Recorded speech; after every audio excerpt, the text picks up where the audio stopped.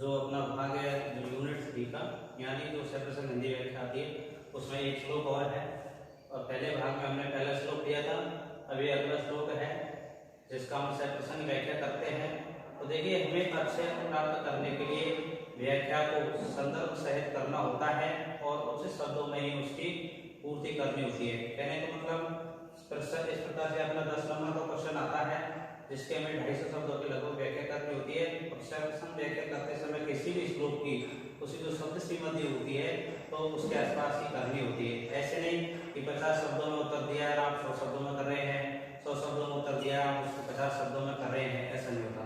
तो इस प्रकार से जो अच्छी तरीके से सेपरेशन व्याख्या की जाती है तो किस प्रकार से की जाती है, तो देखिए यहाँ श्लोक है अपन निरत्यम सामने दान वर्जितम ने भूरि दानम विरह सक्रियाम प्रवर्तते तस् विशेष सालनीम गुण अनुरागी विनाने सक्रिया।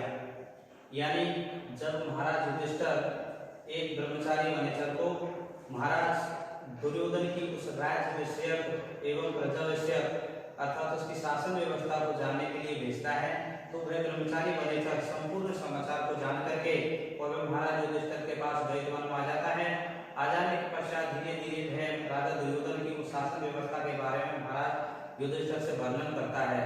तो इसी क्रम में वह ये श्लोक है कि वह ब्रह्मचारी वनेचर उस राजा दुर्योधन की साम नीति का वर्णन कर रहा है, तो ये बताया गया है। तो सबसे पहले हमने इस श्लोक की सेपरेशन की व्याख्या करनी है, तो हमें क्या करना होगा, इसका संदर्भ सहित प्रसंग लिखना होगा। यानी ये श्लोक कहाँ से लिया गया है, किस काव्यांश का है, इसका कवि कौन है, इस प्रकार से। तो देखिए ये श्लोक है अपना, तो हमें उत्तर पुस्तिका में लिखते समय इस प्रकार से एक्सप्लेन करना है, इस प्रकार से इसका संदर्भ प्रसंग लिखना है कि प्रस्तुत पद्यांश महाकवि भारवी द्वारा रचित कृतार्जुनीय महाकाव्य के प्रथम सर्ग से लिया गया है। यानी ये जो हमारा श्लोक है वो कहाँ से लिया गया है, महाकवि भारवी के द्वारा रचित कृतार्जुनीयम जो महाकाव्य है उनके प्रथम सर्ग से लिया गया है, क्योंकि अपने जो पाठ्यक्रम है उनका प्रथम सर्ग ही निर्धारित है। और प्रथम सर्ग के अंतर्गत 46 श्लोक है, जिनमें से पहले श्लोक से लेकर के और श्लोक नंबर 25 तक यूनिट 3 बनती है और श्लोक नंबर 26 से लेकर के 46 तक यूनिट 4 बनती है। यानी तीसरी यूनिट और चौथी यूनिट 2 यूनिटों में बनती है अपनी कृतार्जुनीयम का प्रथम सर्ग। जो प्रथम यूनिट है तीसरी वाली, तो उसमें 1 से जो 25 तक श्लोक है उनमें से 2 श्लोक पूछे जाते हैं, जिनमें से एक की हमें सेपरेशन हिंदी व्याख्या करनी होती है। और अगला जो भाग है चौथी यूनिट का जो श्लोक नंबर 26 से 40 तक है, उसमें हमें सेपरेशन संस्कृत व्याख्या करनी होती है, जिसमें 2 श्लोक पूछे जाते हैं और एक की हमें सेपरेशन संस्कृत व्याख्या करनी होती है। तो ये यूनिट 3 का है, इसमें हम सेपरेशन हिंदी व्याख्या कर रहे हैं। तो देखिए हमने लिखा प्रस्तुत पद्यांश महाकवि भारवी द्वारा रचित कृतार्जुनीय महाकाव्य के प्रथम सर्ग से लिया गया है। जब महाराज युधिष्ठिर ब्रह्मचारी वनेचर को राजा दुर्योधन की शासन व्यवस्था तथा प्रजा विषयक व्यवहार को जानने के लिए हस्तिनापुर भेजते हैं, तो वह ब्रह्मचारी वनेचर संपूर्ण वृत्तांत जानकर महाराज युधिष्ठिर के पास द्वैतवन में आ जाता है और महाराज युधिष्ठिर को दुर्योधन की साम नीति का वर्णन करते हैं। इस पद्यांश में यही वर्णन किया गया है। यानी इस श्लोक में जिस चीज का वर्णन किया गया है, जो प्रसंग है, उसी को हमें लिखना है, फालतू बढ़ा चढ़ा करके भी नहीं लिखना है। तो इस प्रकार से हमें पूरा प्रसंग पता चल गया। ये कहाँ से लिया गया है, महाकवि भारवी के द्वारा रचित कृतार्जुनीयम महाकाव्य के प्रथम सर्ग से लिया गया है। और किस प्रसंग में ये श्लोक है कि महाराज युधिष्ठिर जब उस ब्रह्मचारी वनेचर को राजा दुर्योधन की शासन व्यवस्था को जानने के लिए भेजते हैं, वह संपूर्ण वृत्तांत जान करके महाराज युधिष्ठिर के पास आता है और एक एक क्रम करके जिस प्रकार से उसने स्थिति को जाना है वो बताता है। तो इसी क्रम में ये श्लोक है जिसको साम नीति के बारे में वर्णन कर रहा है, अर्थात राजा दुर्योधन की जो साम नीति है उसके बारे में विस्तार से बता रहा है। तो देखिए ये तो हो गया अपन का संदर्भ सहित प्रसंग। अब करते हैं अपन व्याख्या। तो व्याख्या लिखेंगे। व्याख्या के बारे में हमें देखो सबसे कवि का भी नाम लिखना जरूरी होता है। यदि हम उस श्लोक का अर्थ या व्याख्या जानते हैं, तो अगर हम उसको करते हैं तो उसके संबंध कवि का नाम भी लेना जरूरी है, क्योंकि अगर कवि का नाम ले व्याख्या करें तो हमें ये पता नहीं कि किस कवि के द्वारा वर्णित है। तो देखिए महाकवि भारवी वर्णन करते हुए कहते हैं कि वह ब्रह्मचारी वनेचर महाराज युधिष्ठिर से कहते हैं। यानी वह ब्रह्मचारी वनेचर किससे कह रहे हैं, महाराज युधिष्ठिर से, कि हे महाराज निरतम सामने दान वर्जितम, अब देखो व्याख्या करने के लिए हमें श्लोक का अर्थ आना चाहिए, और अगर श्लोक का अर्थ नहीं आएगा तो व्याख्या नहीं कर पाएंगे। इस प्रकार से कि हे महाराज, वो कहता है कि उस राजा दुर्योधन का जो साम नीति का जो वचन है, अर्थात छल कपट से जो रहित वचन है, वह कभी भी बिना दान के नहीं होता। यानी हे महाराज, वह राजा दुर्योधन अपने गुणों से प्रजा को इतनी प्रसन्न कर रहा है कि उस गुणों से सारे हमारे प्रजा आदि प्रसन्न है और उस पर आसक्त है, क्योंकि वह किसी से भी व्यवहार करता है तो आदर सत्कार पूर्वक करता है, और उसे किसी भी बात को बोलता है तो बिना आदर के नहीं बोलता, और बोलता है तो उनको प्रचुर मात्रा में दान भी देता है। इसलिए देखिए, निरंतर सामने दान वंचित यानी महाराज उस राजा दुर्योधन का जो साम जो वचन है, छल कपट से रहित वचन है, वो बिना दान के नहीं होता, और भूरी दान और जो अत्यधिक दान है, विरह सत्क्रिया, विरह का मतलब बिना बिना सत्क्रिया करता, बिना आदर सत्कार के नहीं होता। तो तस्य विशेष साधनी उन अनुरागे बिना ने सत्क्रिया, सत्क्रिया का मतलब विशेष गुणों से संपन्न जो सत्क्रिया है, विशेष साधनी सत्क्रिया यानी विशेष गुणों वाली जो उसकी सत्क्रिया है, जो प्रक्रिया है, वो कभी भी गुणों का मूल्यांकन किए बिना नहीं होती। अर्थात हे महाराज, जब वह किसी भी प्रजाजन से, अमात्यजन से, अपने हितैषी व्यक्ति से मिलता है तो वह उसके गुणों का मूल्यांकन करवाता है कि ये व्यक्ति किसी दान के अर्थात बात करने के लिए पात्र है या नहीं।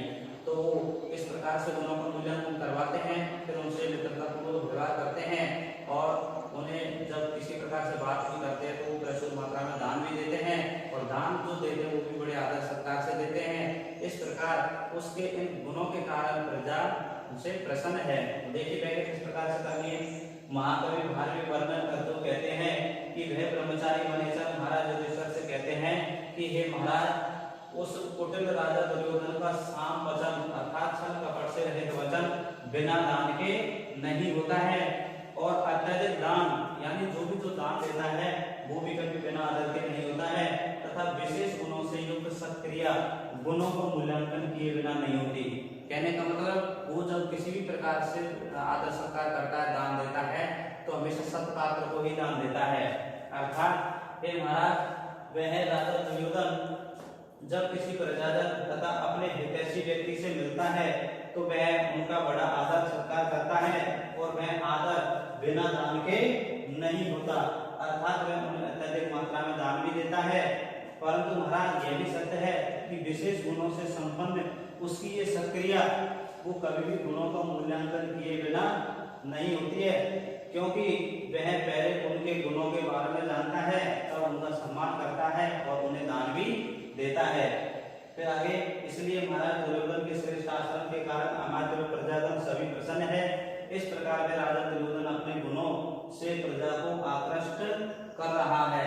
ये तो हमने क्या देखी इसकी व्याख्या, यानी उस ब्रह्मचारी मनेसर ने महाराज युधिष्ठिर को संपूर्ण वृत्तांत के माध्यम से धीरे धीरे के करके उन्होंने उनको बताया। तो इसी क्रम में उन्होंने ये सामनी जी के बारे में बताया कि हे महाराज, इस प्रकार से राजा दुर्योधन प्रजा पर श्रेष्ठ मतलब आचरण कर रहा है, जिसके कारण हमारे मंत्री जैसे उसके सभी प्रसन्न है। तो इस प्रकार से हमने इसको तो व्याख्या तो कर दिया, लेकिन अब हमें इसमें एक पॉइंट और डालना होता है विशेष। तो विशेष के अंतर्गत देखो, श्लोक के अंतर्गत क्या विशेष है, उसमें क्या व्याकरणात्मक टिप्पणियां हैं, तो उनको भी लिखना जरूरी होता है, जिसके माध्यम से हमारी ये सदर्शन जो व्याख्या है वो पूर्ण बनती है। तो देखिए, सबसे पहले तो हम इसकी भाषा के बारे में जान लेंगे कि श्लोक की भाषा कैसी है। तो एक पॉइंट ये ले देंगे कि प्रस्तुत श्लोक की भाषा सरल व बोधगम्य है, यानी सीधी है और जानने योग्य भी है, क्योंकि इस प्रकार के गद्य कार्य को पढ़ करके हमें सच्चाई आता है कि अर्थात जो कोई पाठ होगा रुचि आगे बढ़ती है कि आगे क्या होगा।